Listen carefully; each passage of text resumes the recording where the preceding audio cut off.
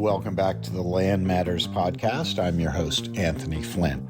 Well, it's time again for Mayor's Desk, our ongoing series of interviews with local leaders about the issues we're working on at the Lincoln Institute: housing, climate resilience, local public finance. And for this show, Mayor's Desk takes us to Providence, Rhode Island, for a Q&A with first-term Mayor Brett Smiley. Providence is a unique story, a second city in the orbit of significantly larger Boston to the north, but punching above its weight as a very desirable place to live. With a population of nearly 200,000 people, it's the third largest city in New England after Boston and Worcester, Massachusetts, and was once home to extensive manufacturing and mills, a classic, smaller legacy city now making its way in a post-industrial world. The strategies for city building have been notable over the last 30-plus years. Providence became known for embracing new urbanism, for historic preservation in its traditional downtown, for adaptive reuse, and culinary, cultural, and arts innovations like Waterfire, a festival of lanterns along 3 downtown rivers. The Congress for the New Urbanism is returning to Providence in June of this year for its annual summit.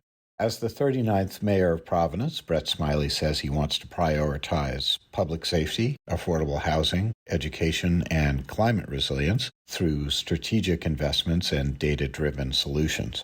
Before being elected mayor, he was head of the Rhode Island Department of Administration, chief operating officer of Providence, and chief of staff for former Rhode Island Governor Gina Raimondo. I interviewed Brett Smiley in his stately corner office at Providence City Hall. It happened to be St. Patrick's Day, so from time to time you might hear evidence of boisterous activities outside. The narrative arc of Providence over the last 30 years, I would say, has been pretty remarkable. A second city brought out of economic doldrums by dismantling highways and daylighting rivers and paying attention to urban design. Now there are concerns about affordability, beginning with housing. So where does the city go from here?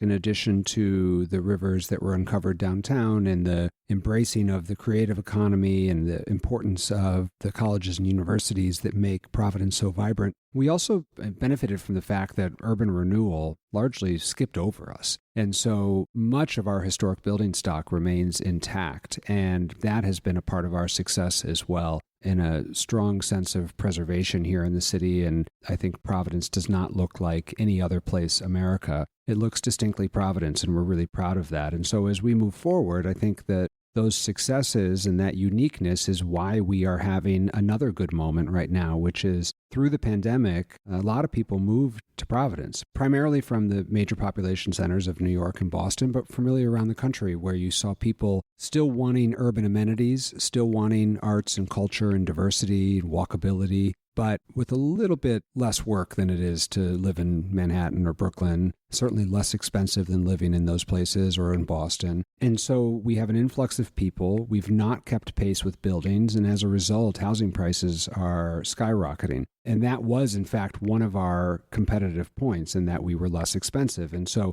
in the decade ahead, we've got a lot of work to do to bring down the cost of housing. What we have is a supply shortage, and so the solution to that is to build more.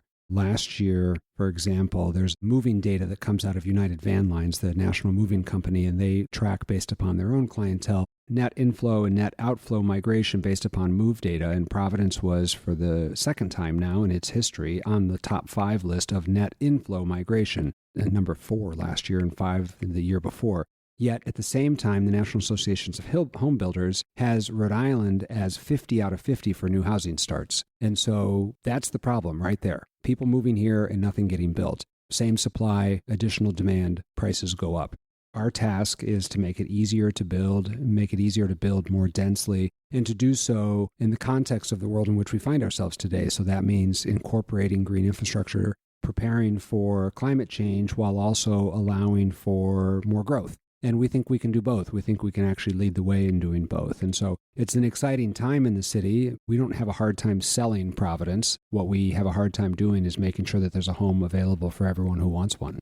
Well, you've got different places where you can build, like infill parcels and surface parking lots. So you've got some places that don't require tearing anything down. Isn't that right? The displacement that we're seeing happening in the city is economic displacement. It's not literal displacement. I read studies around instances around the country where low-income housing is getting torn down and replaced with luxury condos. That's not happening in Providence. We have people who are getting priced out, to be sure, and I'm sensitive to that, but we have plenty of places to build. One of our economic challenges has always been that we are in the sort of same economic, from a cost perspective, the same economic market as Boston, and yet our rents or sales prices are significantly discounted to Boston. And so we've got a gap to fill there in terms of the price that the housing unit can command and the cost it takes to construct it, which is why we're working so hard on allowances for things like bonuses for density and the relaxation of parking minimums, ways to try to allow developers to help projects become financially viable by adding density and removing other requirements, while also looking at some more innovative solutions that cities around the country are trying, such as changes to the fire code and other ways that actually will reduce the cost of construction by relaxing some of the regulatory requirements.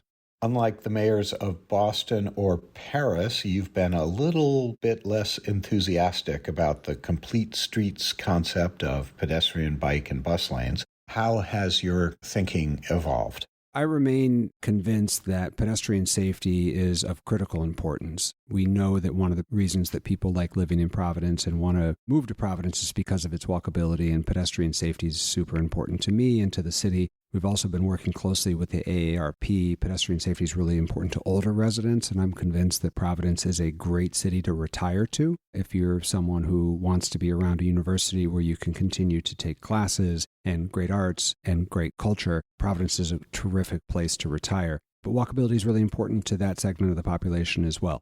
The dilemma that I see is that the discussion around bicycle lanes and those who commute by bicycle seems to consume a disproportionate share of the conversation. We know that only 2 to 4% of the population commutes by bike, and we have aspirations of doubling or quadrupling that number, but it's still going to be less than 10% of people commuting by bike. And we do want to see more people choosing that as an alternate means of transportation. But when we're talking about 5% of the commuting public, sometimes it feels like 75% of the conversation. And so that's the shift that I've been sensitive to. And I try to devote time and resources to the means and methods of transportation that most people actually use, which is not, in fact, biking.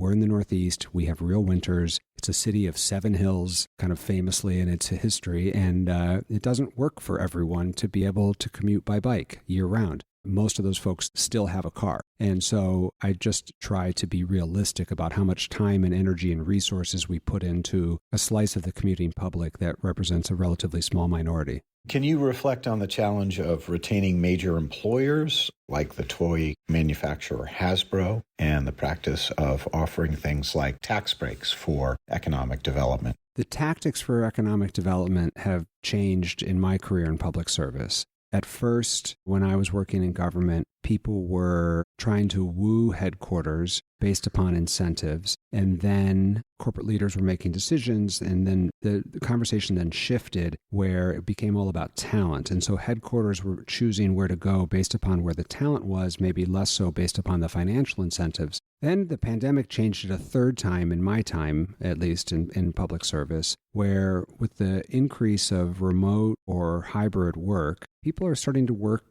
anywhere and everywhere. And the really meaningful growth that we've seen over the last decade, and particularly since the pandemic, are people moving here with good jobs in hand that are located somewhere else or nowhere at all. And they're moving here because we know their kind of economic status. They're moving here with good jobs, and it doesn't matter where their job is. And so the way in which we think about economic development has shifted. The way I think about economic development has shifted, which is one of the reasons that housing is so primary in my priorities, because housing is, in fact, an economic development strategy. When people can choose where they live and their job is not dependent on that location, you have to give them a high quality of life and an affordable home. And so that's what we're working on. But nevertheless, there is still a role for major site-based employers. And in terms of municipalities' reputation, companies that people know can be very important to your identity and to your city's economic prospects and its brand, if you will. And Hasbro is one of those. It's got a century-long history in Rhode Island. It's currently headquartered in neighboring Pawtucket, Rhode Island. The CEO there has said that that site is no longer working for them, and we found ourselves in a competition with Boston.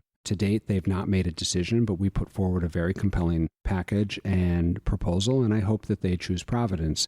Part of our pitch, in addition to being competitive on an economic package, is again back to this quality of life and livability. It's really easy for me to convince the executive suite at Hasbro that mid-career professionals and young workers want to be here. This is the kind of city that has a sort of a youthful vibrancy that other cities have, yet it's a place that they can actually afford to be. And so we made a compelling economic package, and we would do that to other major employers as well to choose Providence. I will say, despite the comments about the importance of embracing the hybrid and remote workers, the other thing that having a corporate headquarters really does matter is it impacts the investments that company makes in the community, its philanthropy, and its volunteer time, whereas hybrid or remote workers are often not doing the same level of investment in a community as a headquarters does. There's real value in making sure that there is a core corporate community that helps support and sustain our civic institutions, our artistic organizations, and other groups that rely on that sort of corporate philanthropic support that seems to be most generous in the headquarters city as opposed to a regional office or a place in which they just happen to have hybrid or remote workers. You did a study that found that Providence nightlife generates nearly $1 billion a year in economic activity, but pointed out that many workers can't catch a bus to go home after the bars and restaurants close. So this is a two-part question. What would you like to see happen to enhance this sector? And what can Providence, lacking a light rail or subway, do to improve transit? We knew anecdotally that the economy at night was an important part of our overall economy, but we had never officially quantified it until we commissioned this report. And it's important that we refer to it as life at night because it's not just nightlife, which people, I think of nightclubs, but there's a whole host of people, thousands of employees that work during, what we kind of casually refer to as the other 9 to 5, 9 p.m. to 5 a.m. That's restaurants and hospitality and nightclubs, but also someone working the overnight shift at a hospital and other jobs like that. So there's a whole segment of the population that conducts their working hours the other 9 to 5, and government and Providence government, but many others as well, don't pay enough attention to the services that are provided, the coordination that happens, safety and security, transportation, all of these considerations that we spend all day thinking about, but admittedly primarily about the folks who work the traditional 9 to 5. And so I think it was important work to be done, and it's given us some real tangible assignments on how to do better for this industry and this sector of the economy. One of the top things that came out, as you rightly point out, were transportation concerns. We don't have a subway or light rail system here in Providence or anywhere in Rhode Island. We have a bus system that works reasonably well during the day, but is less frequent and in some lines in case actually totally shut down late night. So the solutions are to look at other means of transportation, ride share, micromobility, and with our bus system, RIPTA, to provide better service to these major employment centers. We don't need to make brand new innovations. We just need to think about the delivery of services for this other period of time in the clock that often gets overlooked and forgotten. And so when we announced the report, we were also able to announce a pilot program with one of the major rideshare companies, in addition to a discount program with one of the micromobility companies. This is bikes and e-scooters, so that employees have affordable, viable transportation options to get home. And every time an employee is not driving and parking outside of their place of work, saves a parking spot for a potential patron. So it's a win-win. It's good for the employer and the business, and it's good for the employee. It was a nice first step, but there's plenty of work left to do.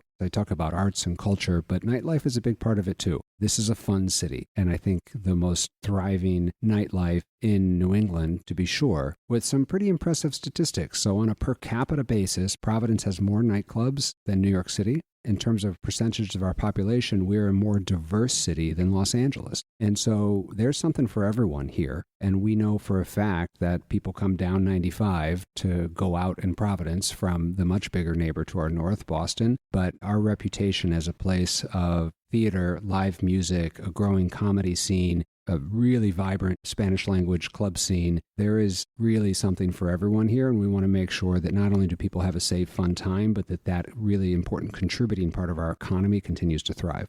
Given the experience of a major bridge having to be closed because of structural integrity issues, what is your vision for investing in infrastructure generally, but particularly now that cities might be looking at expecting less support or a different framework from the federal government? Part of the story of the Washington Bridge on I-95, which is a major artery here in the city, it's a state-owned bridge and a Rhode Island DOT-funded project. We don't know all of the analysis of what went wrong, but it seems clear that at least some of what went wrong was past maintenance that was inadequate to shore up the structure, and we ended up spending a lot of money on maintenance to ultimately have to tear the thing down anyway. And so I think the lesson that I draw from that is the importance of adequate ongoing maintenance to avoid the much bigger price tag that comes for replacement. And that's true of the Washington Bridge and of any other major piece of infrastructure. So I think the first lesson is to make sure that we're all taking care of this infrastructure, particularly after 4 years of significant investment in some real big infrastructure projects here at home and all around the country. Secondly is we need predictable revenue to be able to pay for these projects more than just waiting on the whim of the federal government, particularly as we go through a period of time where it feels like the pendulum is swinging rather violently back and forth between administrations. And so going back several years here in Rhode Island, we started tolling 18-wheelers on the interstate over bridges to help pay for some of these large infrastructure projects. There was a multi-year lawsuit that ultimately the state prevailed in just recently. And so I think they need to turn those tolls back on immediately. The data are clear that large, heavy trucks do a disproportionate share of damage to our infrastructure, and so therefore it's fair and reasonable to assess them a user fee that vehicular passengers don't have to pay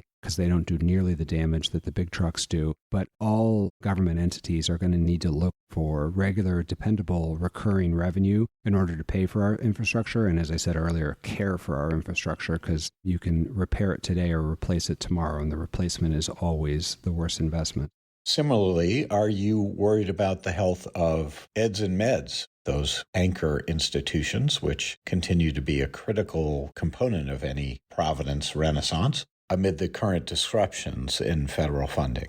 I'm very worried about the financial stability of the eds and meds, given what's happening in Washington right now. The change of the indirect cost recovery for NIH grants is affecting Providence already.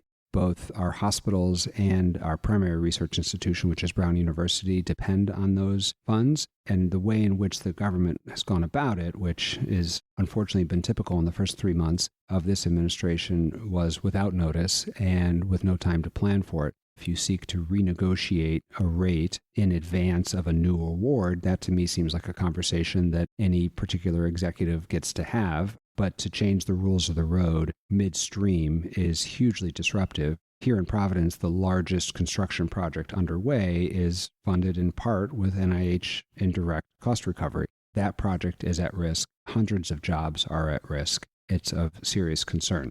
Similarly, the chilling effect that is happening on campuses right now, and I think targeting particularly institutions like those that we have in Providence with the sort of ideological bent in the current administration, is also another risk that the Ivy League institutions in particular are facing and has the potential to be disruptive here in the city. Our largest employers are, in fact, the hospital and the colleges, and so it will find its way into our community one way or another with these cuts, whether it's job losses, depressed real estate values, diminished investment. Nevertheless, all of the good things that might not come as a result of this. So, for example, the cures to diseases that may not be discovered and solutions to real problems that I know that they're seeking at these institutions that none of us get to benefit from if the research never happens in the first place. It's a real problem and a real shame. It's no way to treat really critical partners.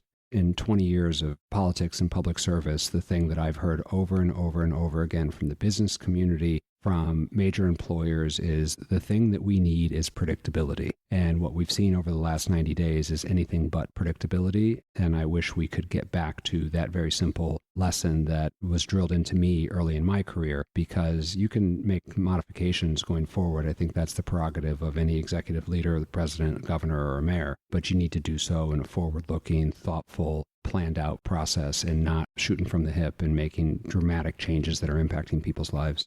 Finally, I think it's fair to say you're a different kind of politician compared to some past leaders in Rhode Island who might be described as more old school. Do you think this reflects a demographic shift, and how would you rate yourself in terms of engaging with constituents, some of whom you've identified as a little bit obstructionist? There was a quote from a recent interview where you said, "There are times when public leaders need to say, 'Pencils down, we've heard enough, this is what we're doing.'" Can you just reflect on that part of the job and community engagement? I think about two things in two ways. One is around priorities and the other is around style. With respect to priorities, I didn't know him, but the late Boston Mayor Tom Menino, who talked about being an urban mechanic, has always been a phrase that resonated with me. And I've tried to set my priorities here in city government on core quality of life issues, things that impact people's daily lives, and try to make them better. Fix the problems that people actually care about, and particularly given on the context of the federal government and such, I think there's going to be a huge erosion in trust in government in general. The antidote to that is to show competence and efficiency and effectiveness, particularly at the local level, because our residents know us by name. They're not shy to tell us when they see us what they think isn't working well. And so I try to stay focused on those things and not on solving all the world's problems, but solving a neighborhood's problems. And then in terms of style, I'm a pretty low-key person, and I don't have high highs. I'm not bombastic, and I try to listen to people. And so we do a lot of community engagement. We've tried to do community engagement in some new ways in order to help people engage easier. I think one of the things that I observed during the pandemic, when so many community-facing meetings and such moved to Zoom, was how many more people participated. I used to go to neighborhood meetings where it was the same 12 neighbors every month with the same complaints. And then during the pandemic, we switched to Zoom and there's 75 neighbors on the call. And it's like, oh, well, people are participating because at the same time you can see in the background on the camera, they're feeding their kids dinner or they're walking the dog because they got lives. And so it was a lesson for me of making it easier to engage with government. And so in addition to doing in-person meetings, we do a lot of Zooms. We do a lot of online surveys because for some people, the easiest thing to do is to take 5 minutes on their phone and fill out a survey. We have a wide range of tactics that we employ and we use them all. We haven't committed to one or the other. We try to lay them all out so that people can engage in whatever way is easiest for them. And then, as you rightly pointed out and quoted for me, there does come a moment where the leader just needs to make a decision and move on. That's what I got elected to do. I'll be on the ballot again next year. If the voters of Providence don't like it, they can pick someone else. I've observed through my public service, this is the first time I've ever been elected to anything. I've been a staff person, and I've seen leaders on both ends of the spectrum, ones that wouldn't make a decision until there was no controversy and total consensus, which is very rare. And I've seen leaders who were decisive, and what I learned from that lesson was there's always a fresh controversy around the corner. Once you push through this moment, people generally accept it and move on. And so there comes a moment where I feel like it's my job to say, okay, we've heard everyone's feedback. We've made modifications where we think it makes sense. We can agree to disagree on other things. This is what we're doing and we're moving forward. And the day of accountability is election day. And so I'm entirely comfortable with that. And I think that's what it takes to actually get things done. And that's what I think our residents actually want us to do, is to get things done. Inaction is the enemy of progress. And so it's something I don't want to fall victim to. Brett Smiley, Mayor of Providence, Rhode Island. Thank you so much for this conversation on Land Matters. Thanks for the opportunity. A version of this interview is available in print and online in Landlines magazine as the latest installment in the Mayor's Desk series. For all the Mayor's Desk interviews and the book Mayor's Desk, a compilation of 20 Q&As with municipal leaders, just go to the Lincoln Institute website, lincolninst.edu. While you're there, scroll to the bottom and join our mailing list to get periodic updates on our work. Also on social media, the handle is @LandPolicy. Finally, don't forget to rate, share, and subscribe to the Land Matters podcast. For now, I'm Anthony Flint, signing off. Until next time.